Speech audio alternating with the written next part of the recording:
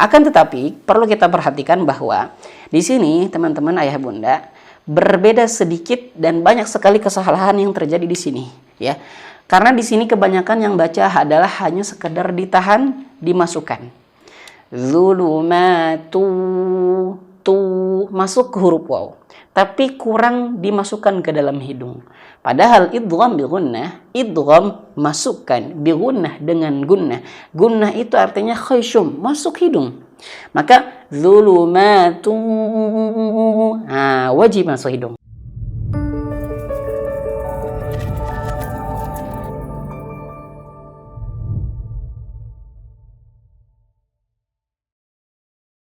Bismillahirrahmanirrahim.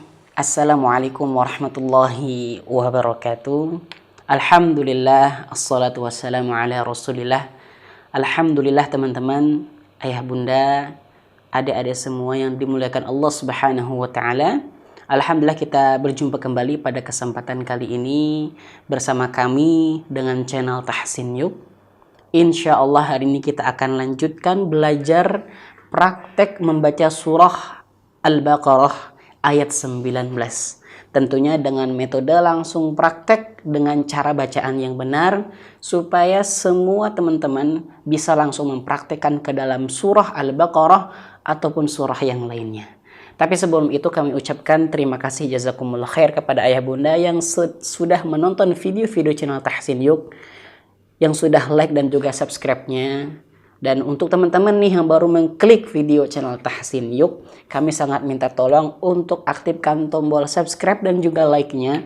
Karena dengan itu akan mudah tersebar video channel Tahsin Yuk dan berkembang channel Tahsin Yuk agar bisa membantu teman-teman di luar sana, dan tentunya harapan kita pahalanya mengalir kepada kita semua. Baik, langsung saja teman-teman ayah bunda langsung lihat ke layar ayat 19 daripada surah Al-Baqarah.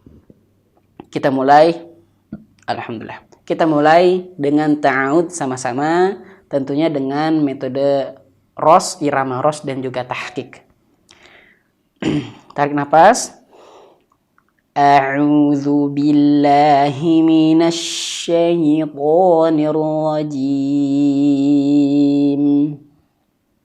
Bismillahirrahmanirrahim. Kita baca dulu baru kita urai cara bacanya. Au kasayyibin minas samaa'i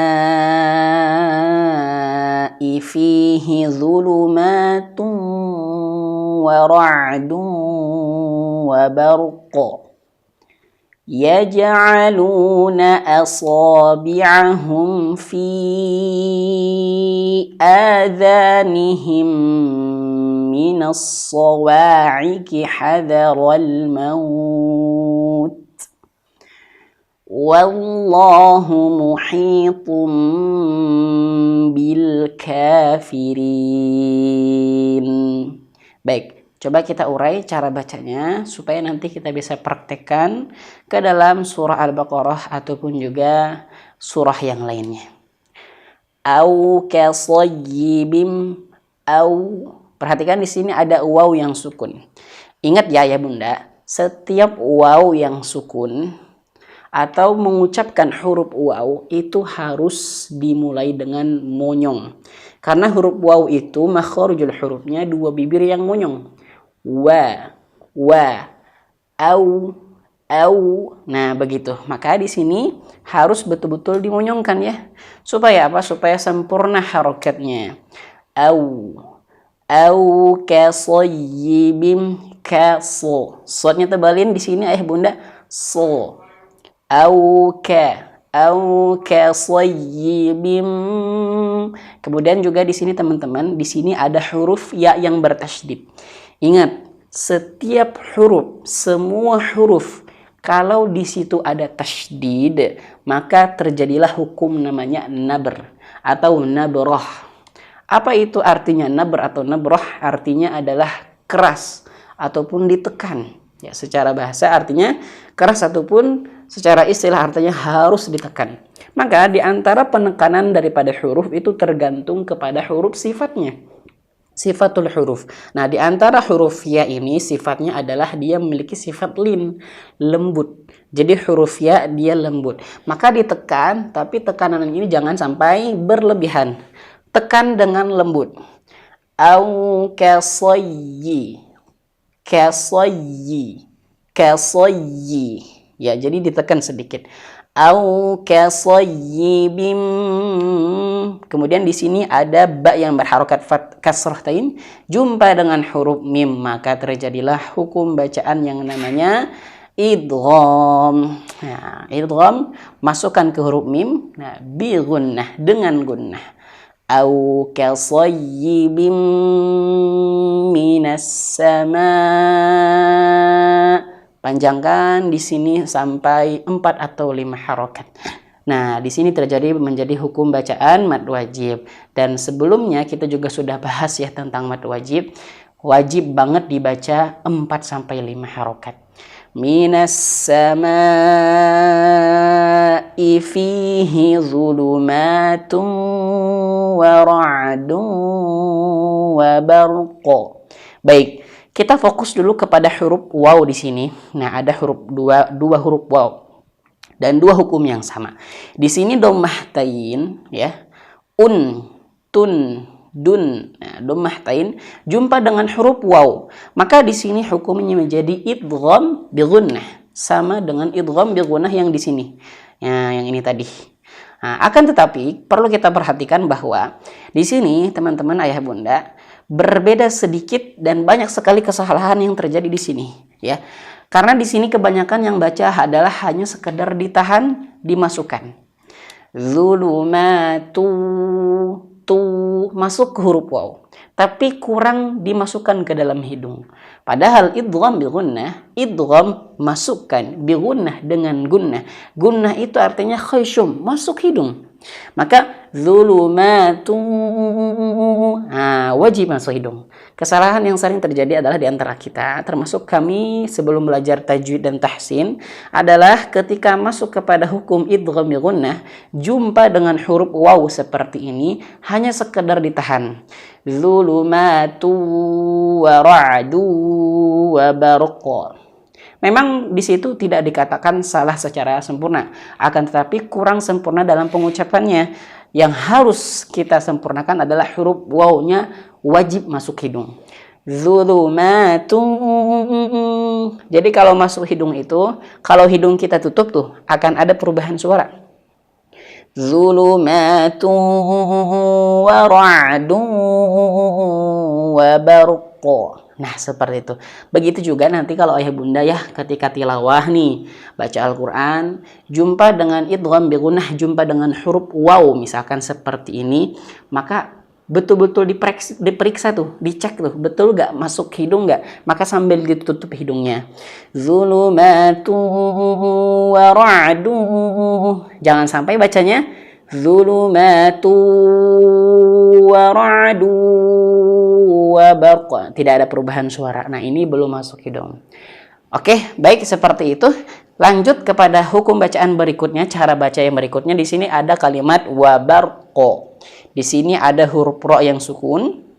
Kemudian setelahnya ada huruf qaf sukun karena waqaf. Maka di sini cara bacanya adalah sempurnakan dulu huruf ro-nya. Ro yang sukun di sini dia posisinya atau kondisinya dia tebal. Baru, bukan bar ya. Wabar bukan bar, tapi wabaru, tebelin. Wabar, getarannya sedikit, jangan berlebihan. Baru qafnya pantulkan. Wabarqo, begitu. Awas ya, bukan berarti cara bacanya wabarqo. Jadi seolah-olah dia ro-nya berharokat, tidak. Tapi ro-nya sukun. Wabarqo. Jadi ro-nya itu sedikit mengalir ya, karena ro ini dia memiliki sifat yang namanya diantaranya bainiyah atau tawassut, pertengahan antara syiddah dan ar-rukhawah. Maka teman-teman, ro ini dialirkan sedikit. Wabarqo, baru qafnya ko, gitu ya. Fihi zulumatun wa ra'dun wa barqa. Seperti itu. Nah, begitu juga kalau seumpamanya teman-teman jumpa dengan surah yang lain yang mirip seperti ini, maka praktekkan seperti itu. Lanjut. Yaj'aluna asabi'ahum fi adhanihim. Fi, panjangkan di sini ya. Fi adhanihim. Nihim, mim mati jumpa dengan huruf mim, maka harus ditahan. Hukumnya apa? Nah, sebagai pertanyaan kepada teman-teman, silahkan tulis di kolom komentar apa hukum bacaan mim mati jumpa dengan huruf mim. Nah, silahkan tulis di kolom komentar. Fi adhanihim minas sawa, minas. Nah, di sini nunnya tipis, mina, sodnya tebal. Minas, minas, naus, naus. Ini secara slow motionnya, secara pelannya. Naus, jangan langsung nos ya, tapi na, dari mulut terbuka. Mina, supaya nunnya tidak terbawa tebal.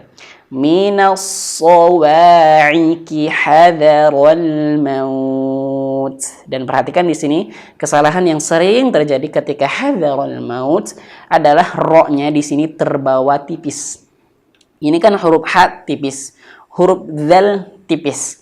Huruf yang lain setelah ro ini tipis. Maka kebanyakan dari kita ro-nya di sini terbawa tipis. Jangan tipis, wajib tebal. Hadarul, hadarul, hadarul maut.